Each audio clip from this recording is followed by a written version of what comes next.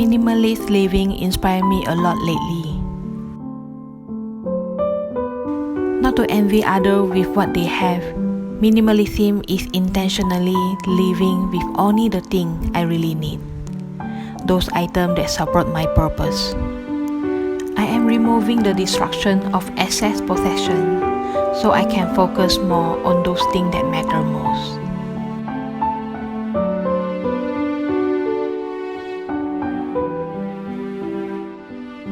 Instead of pursuing what I don't have, I learn to be contented with what I already have.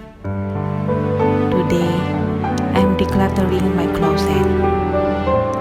I have decided to live simple. I'm not saying I don't need all those things, but it's a life lesson to learn to live within your means. As I grow my faith in God, I have learned that real joy doesn't come with how much I own, but resting in God's goodness. As I experience the abundant life He has for me, I know life is not only about achievement, it's not only about accomplishment, but life is about relationship.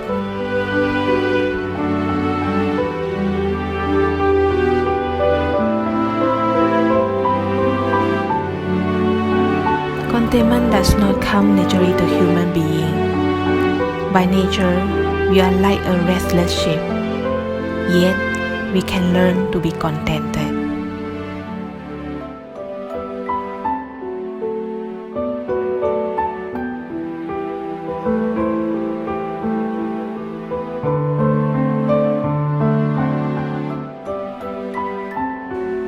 One of the greatest secrets in learning to be content is to realize that you don't really own anything.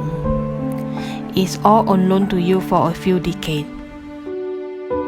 You didn't bring a single thing into this world, and you are not going to carry anything out of it either. You just get to use it while you're here on earth.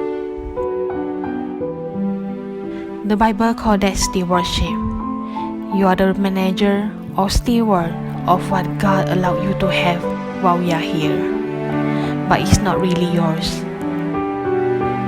When you understand that you are just a manager of the blessing God allowed in your life, and you hold them with an open hand, you won't be uptight about losing them.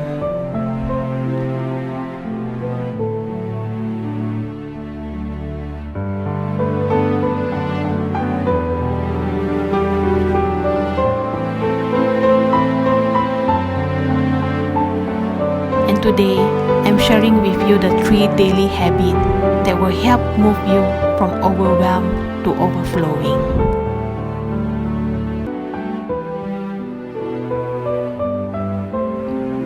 To learn how to be contented, first, stay connected to Jesus every day. When I say every day, it means every single day. Temptation, the work of the devil, is waiting to catch us in our daily failure.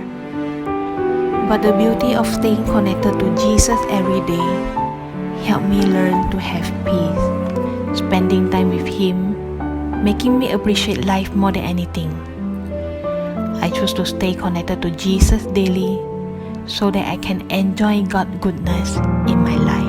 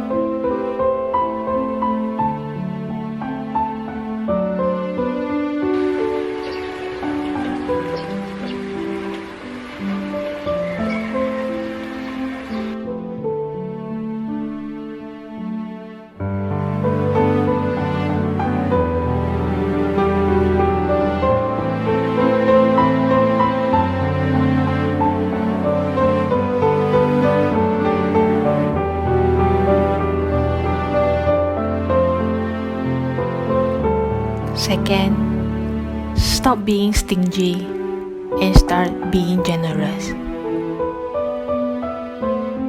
Do you know that the Sea of Galilee and the Dead Sea are joined by the same river, the Jordan River? The Sea of Galilee is where hundreds of millions of birds migrate across Israel, whereas the Dead Sea have no place for animal or plant. There is no outlet for the Dead Sea to let water escape from its basin, and the only way to be out of it is by evaporation, resulting in a huge concentration of salt and other rich mineral deposits. Likewise, are we storing up all the blessings of God all by ourselves, just like the Dead Sea?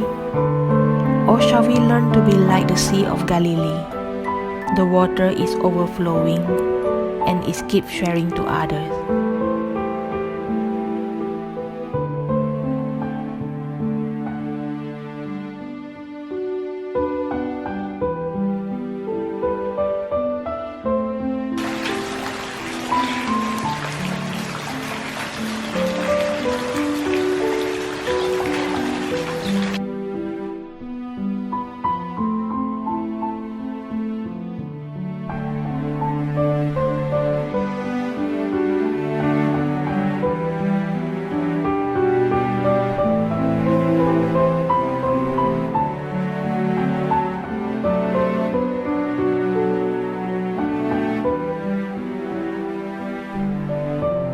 In the book of Proverbs 11 verse 25 it says, "A generous person will prosper.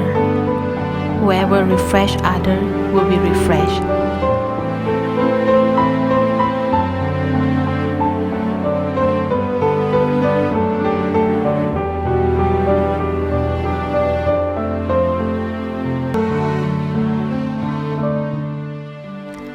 God is a giver. Everything we have is a gift of God's generosity. The more generous you are, the more God is going to bless you in every single area of your life. Today, find an opportunity to bless someone, and your life will surely overflow.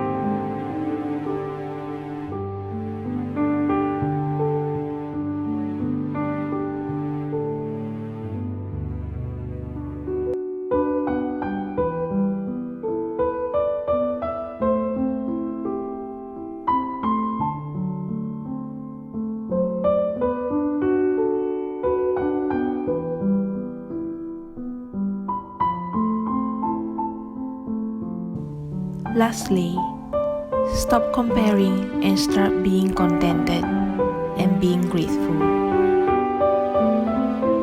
King Solomon said, "It is better to be content with what little you have. Otherwise, you will always be struggling for more, and that is like chasing the wind." Contentment doesn't mean you don't have any goals, dreams, or plans for your life. Contentment simply means you don't need more in order to be happy. You're happy right now with what you have been given. Contentment means your happiness doesn't depend upon circumstances. It depends upon God, the Good Shepherd who has blessed you with every good gift. Contentment is not something that comes naturally for anyone. It's something you have to practice every day. You have to remind yourself that God is taking care of you and will provide everything you need. You have to choose to love and appreciate what you already have. Tony Gaskin says, "To be content doesn't mean you don't desire more. It means you are thankful for what you have and patient for what is to come.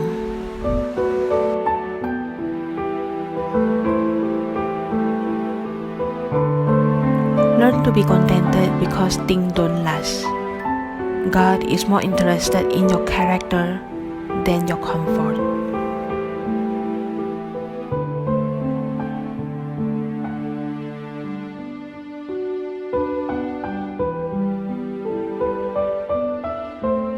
In conclusion, I want to share to you one of my favorite Bible verses in Philippians chapter 4, verse 12 to 13. Paul says, I know what it is to be in need, and I know what it is to have plenty.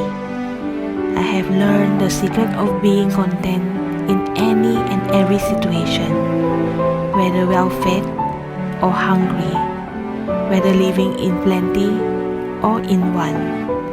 I can do everything through Him who gives me strength.